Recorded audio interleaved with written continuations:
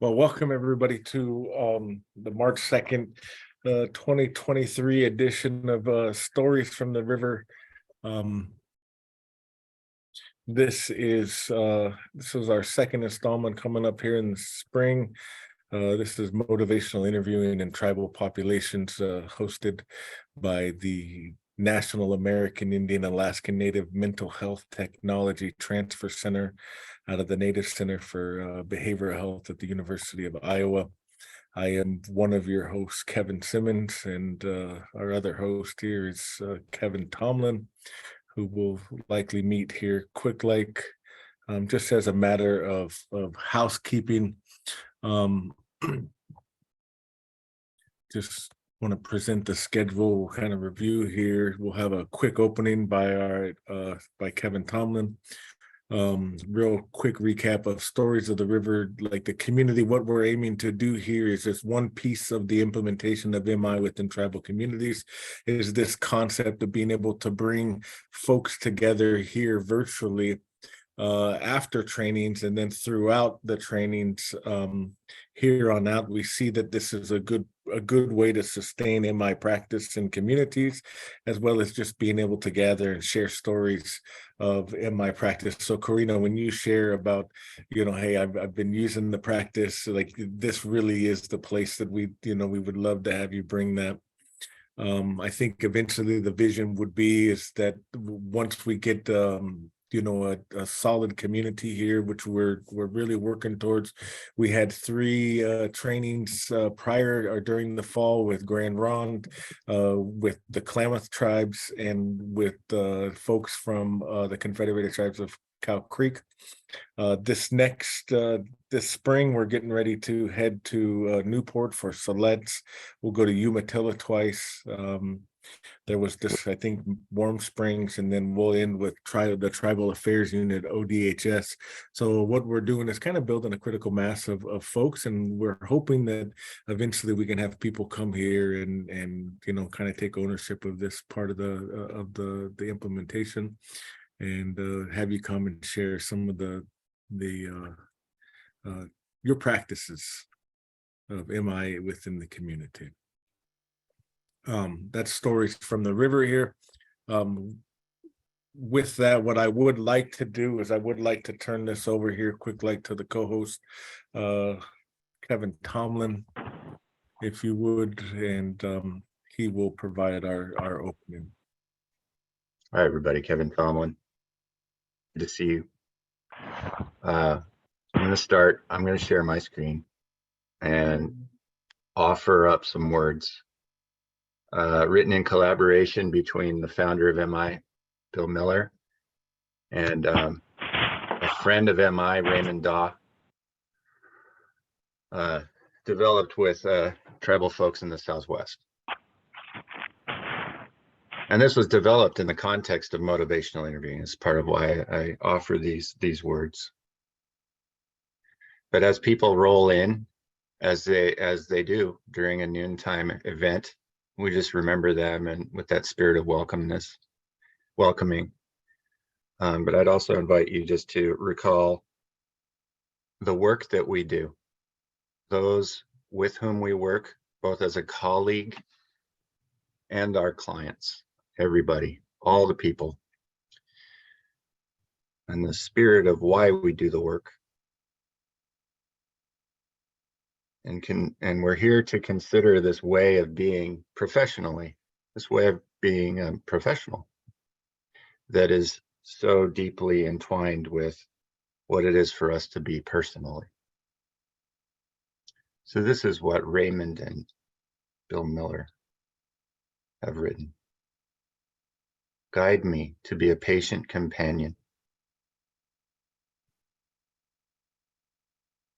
to listen with a heart as open as the sky.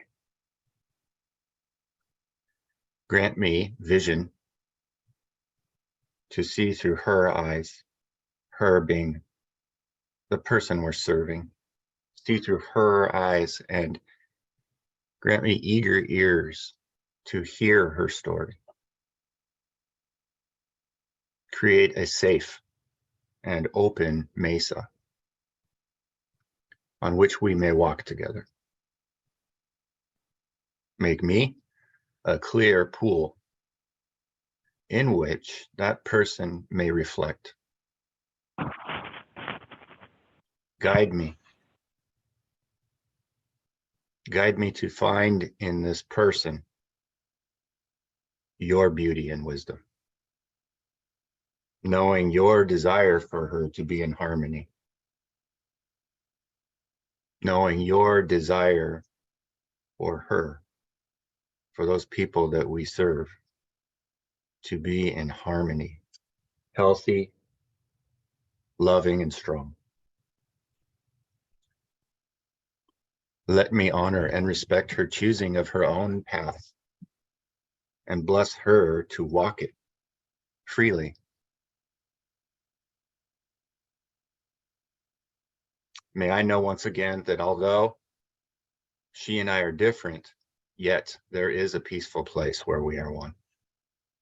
And it is in that spirit, sacred ones, we come here to talk,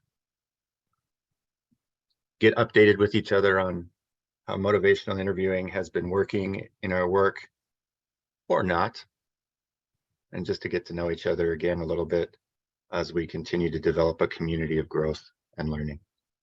Hope. Thank you so much, Kevin.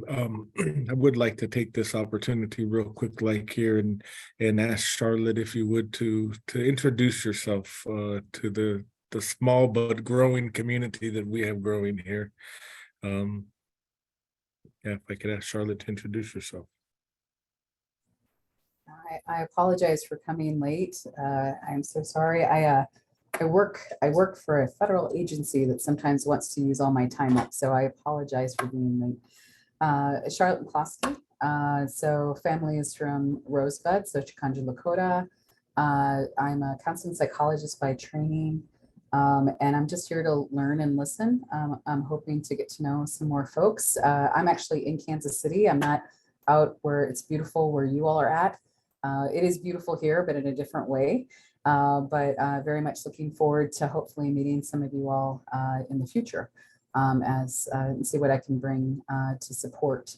I was trained in motivational interviewing a few years ago. I use it in my clinical practice all the time because I think it's just incredibly respectful way to do this, and it's a good way of really truly building a relationship that is built on empowerment. So anyway, so I'm here to help, but then also learn. So thank you for inviting me into this space.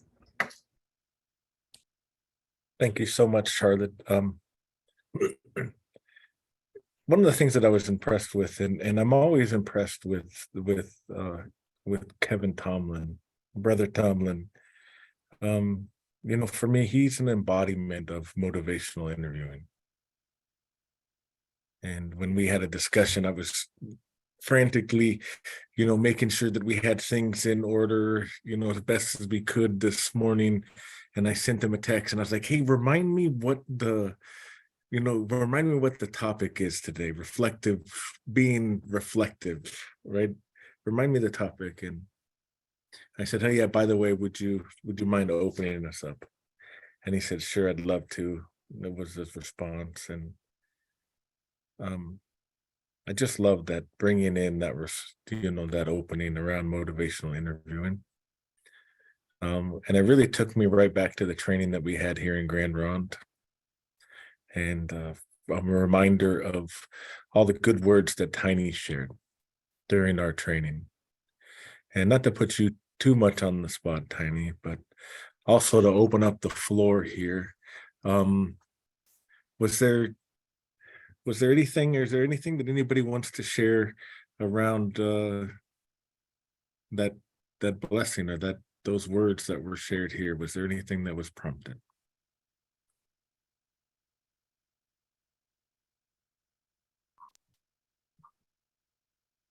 So for me, it was in the point where, grant me the ears to listen eagerly. A lot of people have their story, and at first, especially when I communicate with teenagers, they seem like they don't want to share, but they do. But once they open up, they really appreciate when they have someone to express with. And so through motivational interviewing, I've been practicing being more empathic and being more attentive to what teenagers have to say. And it's been helping in improving my relationships with them so they can also achieve their goals and dreams. So I work for the Cow Creek Tribe with this after school program, and we do want to improve academic achievement, and we are doing that, but we notice that it's important to start with creating those relationships. And many times the teenagers, before they start focusing on academics, they have these barriers, personal issues that they need to work on. And I'm not a psychologist. If they do need more of a psychological professional advice, of course, I do refer them to speak to someone who's trained. But if they just want to talk to me in general ways, so that we can connect before we focus on academic stuff, then it really helps. I kind of want to piggyback on that. In employment and training, which is just one part of my life here in the corporate world, she said something about before we focus on the education piece. So I relate a lot of things to the cultural differences, and we understand that the public westernized school system is completely different from the way we taught our families back in the day. And we hear the stories, that's what we have. We have stories from the river that we cling to, and we try to navigate those as much as we can, spend a lot of time with our elders. I do. I try to listen to that. Kevin, I know you really love to hear your elders talk too. That's just a treasure trove of what we have to draw from, talking about drawing from the river. And when those words, when you were speaking those words, even though there was a her in there, again, I think about the trauma. And one of the things that was stripped from many of our parents and grandparents who were taken, as my mom was 3 when she was taken, her and her siblings, to boarding schools, was the right to choose. We couldn't choose our names, we couldn't choose our circumstance, we couldn't choose to stay home, we couldn't choose our hairstyle. We couldn't choose the clothes that we wore, the words that we spoke. It was all completely systematically stripped. So when we don't have the right to choose, that strips us of our integrity. And we come from that. And I think our generations have struggled and fought. And it just reminds me of some of the things that I've been taught, and never to get rid of my trauma, only utilize it.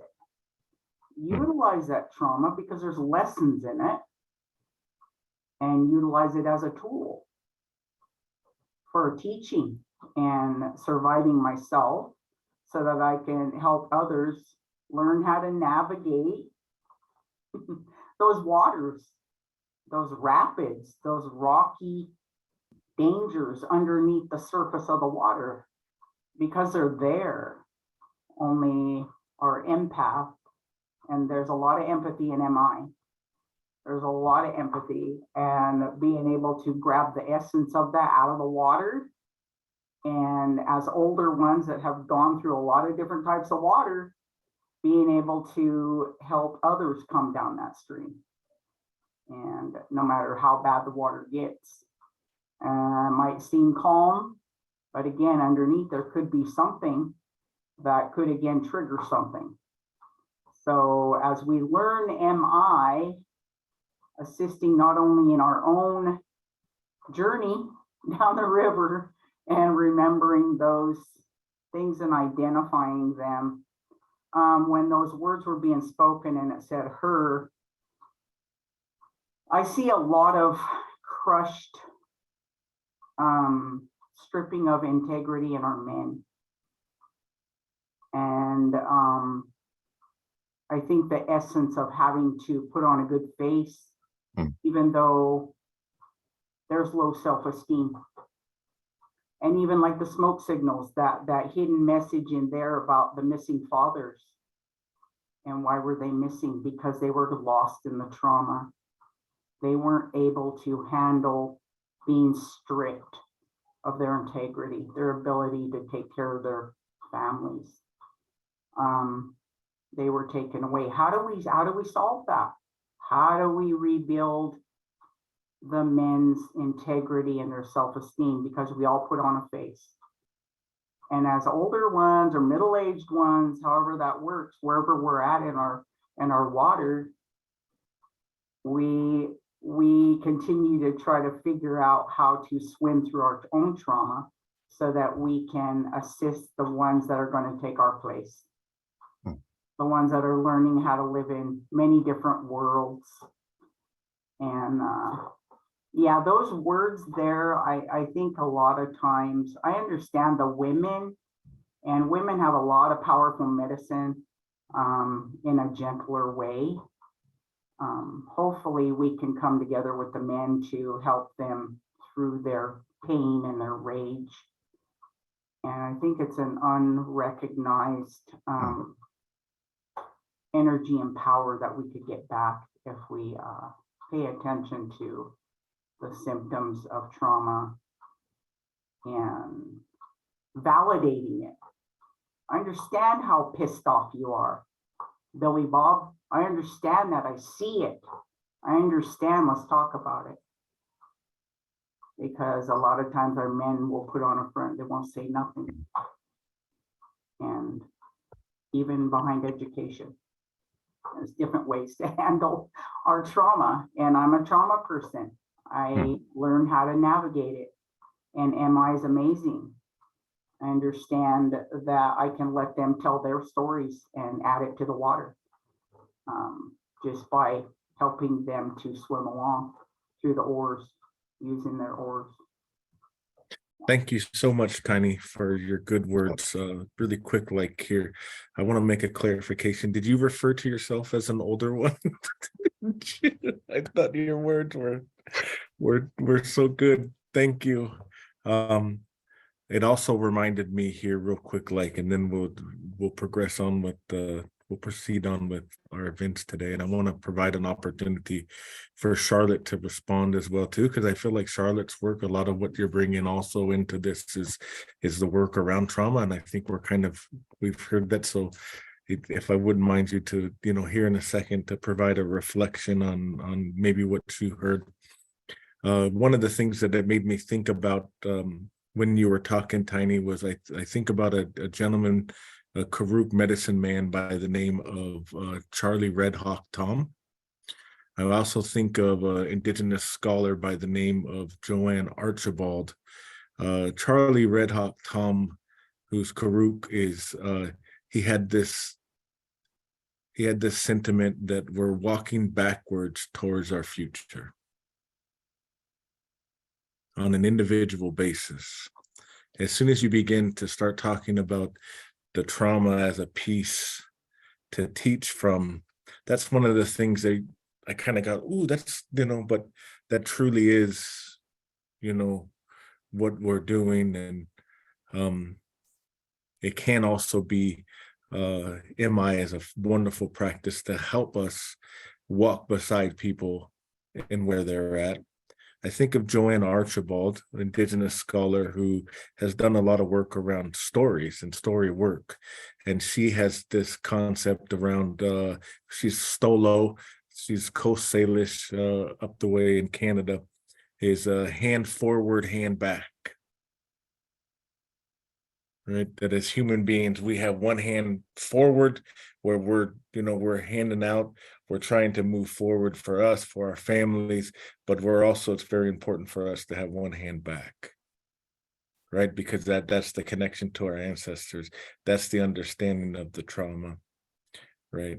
And it also reminds me of kind of a full circle in terms of where we're at. And I loved how you placed motivational interviewing right in the center of that. So thank you very much. Charlotte, if you had some remarks here, and then we can proceed on with. So I just want to tell you, I was really struck with something that was said around integrity and pride. And I was, and actually, if I hope I got this right, and I hope this makes a connection. And if it's not, please correct me. But I do think about, you know, the corruption to the self when we experience traumas, and that if we don't have someone to help us understand the story, and I think that's some of the work that we do, that there's something different besides being proud and then being prideful, and I think that it's really about like being able to live into your values and having integrity.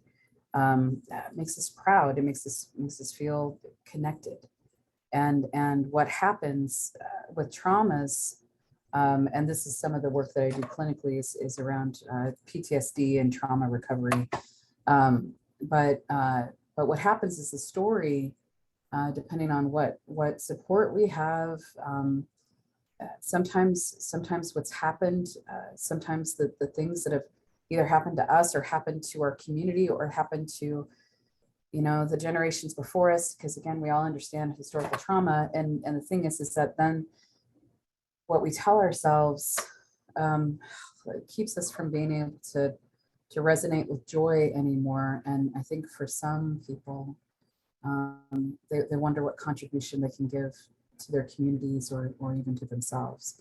And so I think that what I heard today really sits with me in such a powerful way, because it's about how can we help others feel integrity again, you know, a sense of agency again.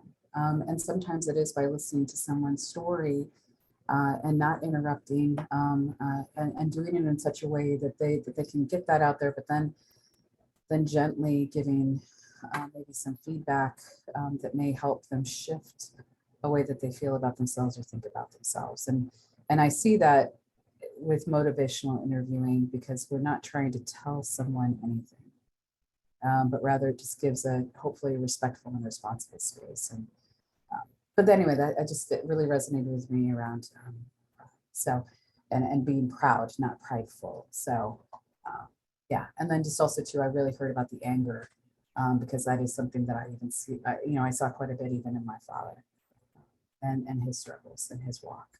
So I definitely already feel like I'm learning today. So thank you for sharing today. Thank you. Thank you so much. We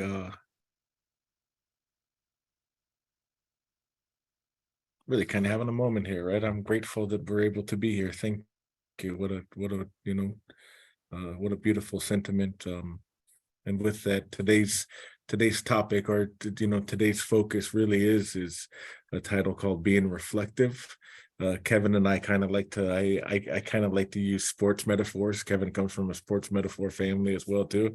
We like to take reps. You know what I mean? We're just taking jump shots here. We're providing the space to take jump shots, and I felt like we were just able to practice some reps on being reflective. Thank you all very much for your beautiful words and your spirit and your knowledge and your thinking and your experiences. With that, I will turn it over to Kevin. Thanks, Kevin. So immediately I'm going back to this. I'm sharing this screen here that you may recognize. These are the slides that we used in the trainings most recently. I love this image of walking backwards into the future. So from that backwards facing stance, I'm looking at these slides. We've done these. And that was exactly my thought was, wow, we're having it. This is it. This is what we wanted to do with these new conversations, was get back to the essence of all this stuff that we covered, right? All of this. So I was going to highlight a couple of things here. One of them is spirit and style, which at this point, this is what we're really talking about. It's crystal clear in all of the research, the literature about motivational interviewing, that if nothing else, just stay right here. If whatever I do actively, if my activities as a helping person and walking with people incorporate these 4 aspects, it's going to empower, it's going to provide access to power, healing, in a way that is effective, and as my auntie would say, fast. That this is the fastest way. This is the most efficient way. So it's one of these rare moments professionally where we can use a Western-based, the West loves this because they have their evidence, and their evidence shows them that this is effective. So they put their stamp on it. And what we're saying as a training team with this is, I wonder what our evidence says. If we did this, we can bring this, it gets validated and we can bill for it. And yet it seems like if this is what we're talking about, this spirit of collaboration, compassion, acceptance, evocation, empowerment, well, that sounds quite familiar. It sounds like we might know this. And so if there's a way to be doing this, perhaps this is this could be something that's useful in our own work. Another piece, as Karina was talking about like learning with learners. This is a slide we have that when I was learning MI, it was confusing because I was reading it in reverse. It's actually stair steps. So the bottom is the first task in motivational interviewing. This is like an artificial way of looking at what happens if we're taking someone through a change process in this way. The first task is called engagement. It's sitting with a person, putting the clipboard down, and truly communicating by not saying anything often, by simply listening, taking the cotton out of my ears and putting it in my mouth, and just taking in whatever the person is bringing, whether that is words, whether that is the absence of words. That process is called, we're calling that engagement in MI language. Connection. Those other 3 things though, focusing, evoking, which I actually prefer, Tiny used the language to draw out whatever waters they're in. We help them draw out their truth. That's evoking. That is the essence of MI. That's truly what makes MI different than everything else. All the other means of doing help, MI's sole objective is to help somebody who's thinking 2 ways about something. We help them sort through their own reasons. They have the reasons. They have it. And we know they have it. So we sit in that place that often looks like a listening stance, and yet it's active. It is inviting, drawing. Often you'll hear strategy, the word strategy, that, every word, every utterance I say in a motivational interviewing conversation I have a strategy behind it. That strategy is more. Tell me more. I'm thirsty for your story. And whatever they say is correct. Whatever they say is correct. One of the things I remember learning very early in motivational interviewing was it reminds me of trauma-informed care. I come from a background where I worked with people with addictions. And so we would have staffings a lot where we would have to talk about our quote unquote problem children, right? The clientele who, I mean, really what that meant, I think, is that I felt things that I didn't like as a professional working with them. Like they were bringing the real deal life into the room, and it was complicated. It was difficult. Sometimes they didn't want to be there. And what motivational interviewing taught me early on was they're not difficult. Sometimes their behavior is difficult, right? To an extreme sometimes. Sometimes it's difficult for me to sit with an intense feeling or whatever. That doesn't mean they're difficult. It means that they're ambivalent. For all those loaded reasons that they might be sitting in my room, let alone all you guys' rooms, for whatever, you know, the agenda is that's over your doorway when they walk in. They're walking into that agenda and it means some kind of change for them, and they think two ways about it. So this is where I love MI, because it takes the pressure off. I don't have to fight, because I understand that they want the same thing that I do. They're the ones living it. They're the ones going through it. And so if that engagement piece is not there, good luck getting to that drawing out. You know, if they're like this, it's just not going to happen. So I really just appreciate Karina, you know, relating that experience of working with kids. Such great practice, because right, they're always like this, or they're like this one, you know. That looks like there's such a boundary there, and yet there's such power once you can find that connection. The means of getting to that connection, that is super simple. And this is where, you know, you're going to notice as we go through these weeks, and you'll show up to some days of MI in your future as a professional. It's the same lesson over and over. There's nothing new. It's 4 moves. The 4 moves of that, really what they are is it's not psychotherapy, it's not psychiatry. They're certainly used there. They're also used at the front desk. You know, they're used in the intake. They're used in de-escalation, in the crisis line. They're interviewing skills. Interviewing meaning I'm in a certain position, I engage you in a conversation for a certain purpose, and that there are 4 moves. Really though, there's only one. These are all variations on one activity, and that is connecting with another person. And what they find is reflections.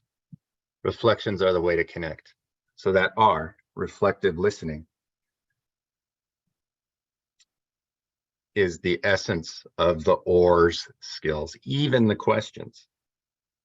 Questions typically, they don't have to be open-ended, but we generally don't want, you know, don't want to ask how old are you and have that be the start of an MI conversation, because it's going to be a number. It's hard to unpack that any further, right? The idea behind it is that these aren't rules or laws.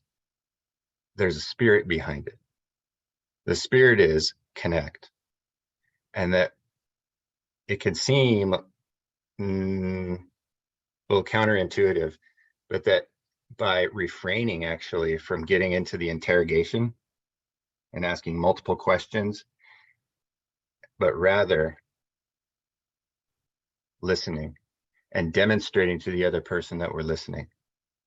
That becomes not only motivational interviewing and evocative, it's trauma informed.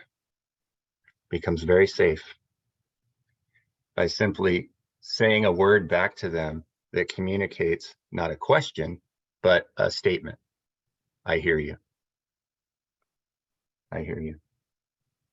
So we heard from Karina and some from Tiny. I'm just wondering if others may, I'll just take a break here because I know we don't have a lot of time. We have about a 45-minute chunk of time to discuss this, but what we wanted to focus on was just one aspect of MI, that reflection in the form of ORS is the primary means we do to engage, to connect with people. And I'm just wondering, what's your experience of that on the job or your struggles with it?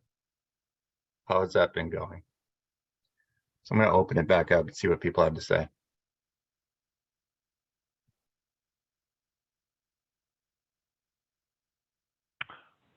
Hi, this is Russ Cox. Can you guys hear me? Yeah, I can hear you. Yeah, I just wanted to share. This was a little while ago, but I had the opportunity to sit firsthand with our Director of Education, Sandy Henry, who's pretty well versed on MI practices. She was basically communicating with one of our tribal members who definitely has a history of trauma in her background. And just it was seriously like putting on a clinic on how the proper method of reaching out, connecting with this individual, and I was just thoroughly impressed and just watching her questioning, her pacing, even reaching out and maybe putting her hand on the tribal member's arm. It's just, I guess it was just something that I have a long ways to go. And just to watch a trained professional in a real life situation was impressive. So I just wanted to share that.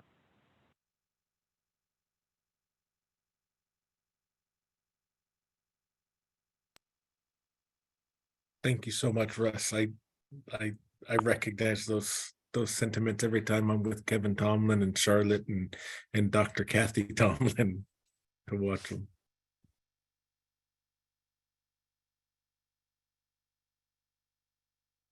What strikes me in situations like that, I really appreciate that, where you get to observe someone else bring that connectivity, and you can witness it. It seems so effortless so often when they do it, that you see the spirit of MI. Like, even as Russ, I think it was describing the way that the person was with them.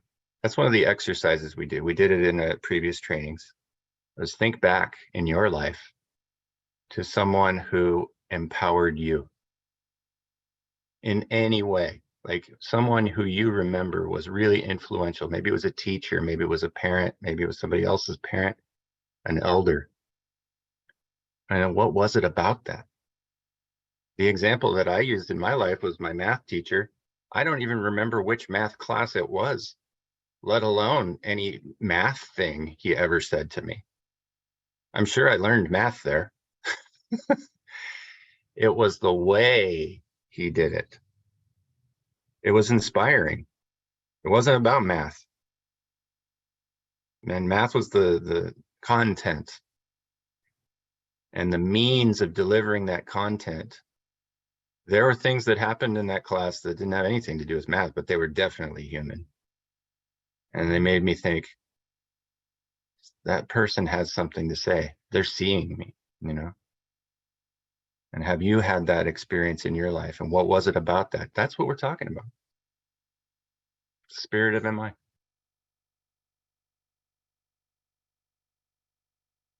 What else?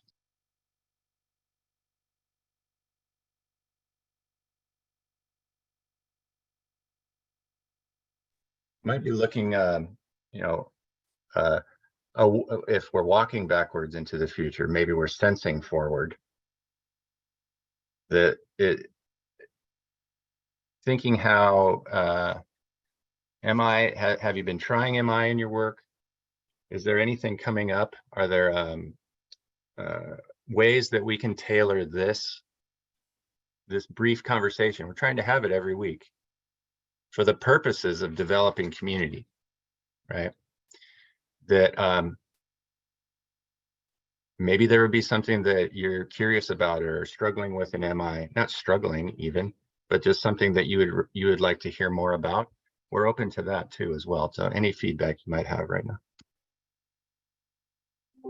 You know, this whole time I've been here, and I love the content. I love the interaction. I love the connection. I love the connection. As a practitioner, that you know, I had a busy morning. I'm on lunch break as well too. I want to eat. I'm thirsty. You know, I have all this life that's going on, and I want to be plugged into this because this is important and powerful for me. In terms of listening and being reflective listening and actually practicing reflective listening, I'm trying to take jump shots or take reps right now. It's a hard skill to, I mean, let me relanguage it. It's a skill that requires practice.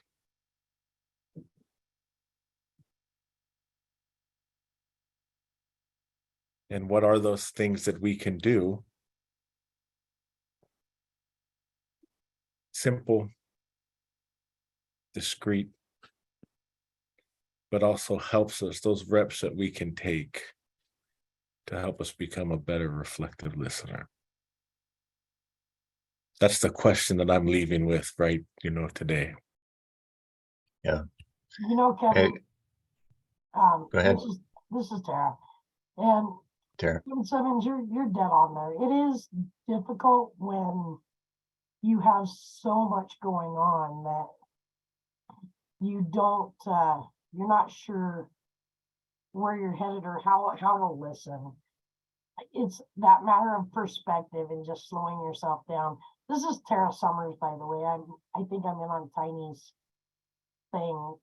Mm-hmm. But anyway, yeah, I mean, it's just, it is difficult to slow down everything else that's happening, but that's part of that one-on-one interaction too. That's all I want. Absolutely. It's so often just that the feeling is that of slowing down, especially on the job, because the job takes us through its own agenda. There's often time pressure involved. It's like, how do you get your reps in and accomplish all of the expectations that are put on us? You know, that feeling of it feels like slowing down, that's a different feeling. It's a different feeling.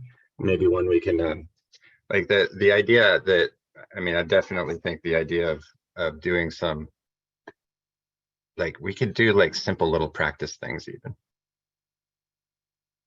We can easily do that. We'll cook something up for next time. Where it's the same thing that we're talking about right now. It's like, well, what are we talking about? How does one reflect? Well, it gets into the nitty-gritty details of that. It can be as simple as literally saying one word back to the person. And you don't even have to be right. That's my favorite part about reflections. It's an educated guess. As long as I'm coming from the heart, like, you're angry. No. Oh, you know, I can be wrong. Why? Because they're gonna, I'll allow myself to be educated. Help me understand. You know, that generates more talking on the part of the other person. So technically, exactly within the spirit of MI. So yeah, we can definitely do maybe come up with like some just on the fly ways of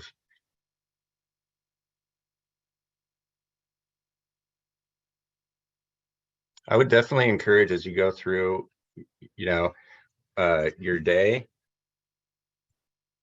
and it occurs to you, I could practice.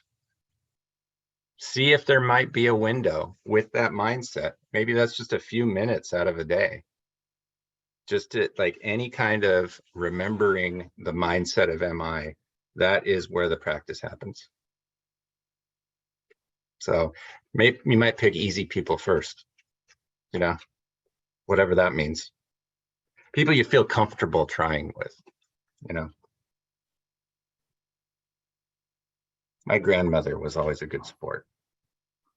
And she loved to talk, so. I love that. I know Chris Holiday, who's here in Grand Ronde and works in post-treatment services and substance abuse. He put in the chat, go with the flow, don't fight the current. I like that. Sometimes I feel like I'm just fully in the current. It's not even. Kevin, thank you so much for for such a delivery of such important content.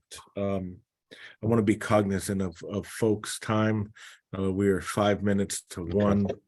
I would like to ask, open up the floor if there's anybody that has any comments, questions, or anything that they feel prompted to share. Now is the time to do it.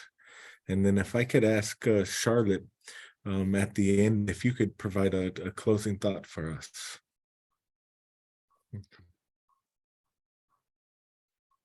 Go ahead, Karina. Well, when it comes to the open-ended questions in the beginning, right after your training, well, I was brainstorming to myself, well, what kind of open-ended questions can I ask to middle school students to help them believe in themselves? So at the center, we have some students who were chronic at not doing their homework or not, not knowing how to multiply or whatever. And so I started first with just asking, how was school today? And when I started to get, the simple, bad, good, just one single answer, I just thought, I need to improve my open-ended question strategy with the students so they can start opening with me, so I can learn how I can truly help them.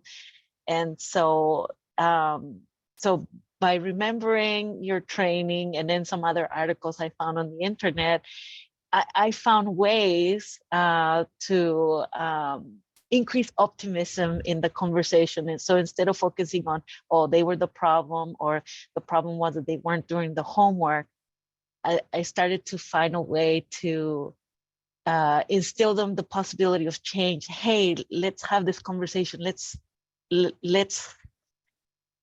talk to me. Like I wanted to give a different message to the students. And so my open-ended question changed. So instead of asking how was school today, then I started to ask something like, oh, tell me something positive that happened to you in school today, or what was something challenging that you want to talk about? Or so then they would start, remembering their day, and then they would open up. And so again, I want to say thank you for your training. It was really, really eye-opening. And I do remember now, I did talk to Winston Dillard School District, which is within Douglas ESD. And I did tell them about motivational interviewing. It was the superintendent from Winston Dillard. And she, I don't know if she reached out, but I gave her the information. But I just feel that the ORS strategy, of course, is very effective with adults, but particularly if we start using them with students, why wait until the students are chronically not achieving their potential? Let's start in the beginning, early on. I think it's just a wonderful program you all are doing. Thank you.